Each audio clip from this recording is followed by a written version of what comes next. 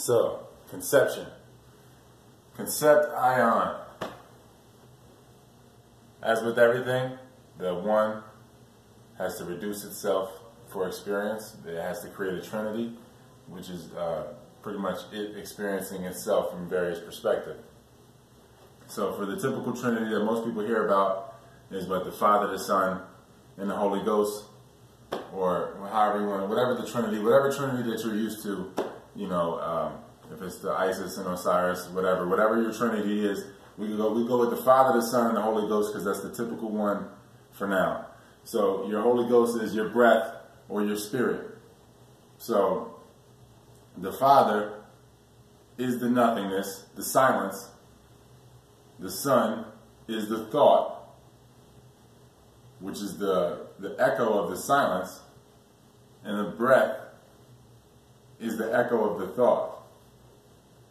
So this is how you got the silence turning into thought, turning into sound. Sound is sonar, or, you know, we could look at it like the sound is pretty much thick thought, or again, more dense air, because air, thought is air. So thick thought, or thick, because a thick thought is basically you talking.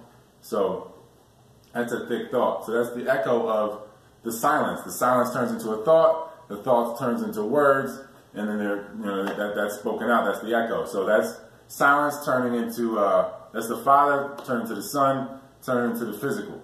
So that is the limitlessness reducing itself so that it can perceive perception, and then the physical body that it's perceiving through, or the spirit, because the body is the spirit or the breath.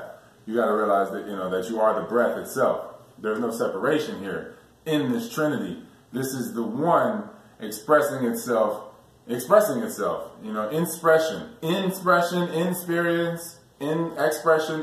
is the same thing. So this is concept ion, because this is just concept. This is thought becoming water, because ion is water. Again, we go into the pH scale. The potential for hydrogen. So is the body mainly water? It's a mist. It's the spirit. It's thick breath. It's tangled breath. So the concept ion. This is the thought becoming an ion. This is the thought becoming more thick, going from silence to sound. This is the manifestation here. This is the nothing becoming something. This is the thought becoming emotion. So that's emotion is thick thought. So this is concept ion, conception. So the nothing is that silence that's vibrating, and it creates the space, and that's creating the thought. So the thought, as the thought gets thicker, you can look at it like this: the fire growing and getting thicker and thicker. The thought gets thicker and thicker, and as the thought becomes sound, you have in the emotion. So the conception, the reflection of the nothingness is the absolute somethingness. So that's the trapped infinity.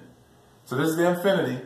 If you encapsulate it or trap it with the egg itself, the cosmic egg, then the absolute nothing has a reflection, which is itself. Itself with boundary. So the self with boundary is the reflection of the self. So trapped infinity is the reflection of infinity. This is where conception materializes. So you have the concept, or the silence that becomes a thought that's getting thicker and thicker and thicker, and as that happens, then the reflection is growing, because the light grows. As the flame is growing, then the reflection is growing, because the flame is as the fire rage, then you're getting the light. So this is the reflection, because life is a paradox, and you can only look at yourself. There's no separation. That's the nothing looking at itself is looking at something. So the nothing, in order for it to see itself, it has to look through something. Nothing has to look through something to see nothing. Infinity has to look through finitude or temporariness to see the infinity. The harmony has to create disharmony, or a concept, a boundary, to experience or witness the harmony from. So as this happens, as the light becomes thicker and thicker, and it creates, the reflection is formed. So this is the nothingness becoming, having its expression. It takes on the male principle, which is the thought. And then from there, that the reflection, the male principle is a reflection of the nothing. So then the reflection of the male principle is the female, the womb man, the man and womb man. So the nothing, its reflection is the feminine. This because the male is still a receiver. He's still getting impregnated from the ether, from the nothing. So the male, so the nothing reflects itself, creates the male perspective, principle. With its reflection is the feminine principle. This creates different, this allows different states of experience. This allows your conceptualizing concept. This is your ionizing. This is you materializing and experiencing. This is experience. This is manifestation, because she's the womb man, the female, the FE male, iron male. So the female. So when the light becomes thick and solidified like that, the female, the womb man, allows us to have the physical experience. This allows manifestation. So the nothing has to view the something to observe itself, and in that whole process of observing itself, you have experience. You have conception. You have concept becoming. Thought becoming motion or emotion. So you have concept becoming. I didn't have to say anything more. You have concept becoming. You have nothing becoming. And then it unbecomes. As it observes itself and realizes that it's looking at itself, the becoming unbecomes. And that's the cycle of infinity. So, that's just beautiful. So, you can look at it like the breath itself, because it's different receivers. The nothing receiving itself in thought is the male. Further than that, the female receives the nothing through the male, because the seed impregnates the male, which impregnates the female, which impregnates life itself, which creates that, this whole which perpetuates this process.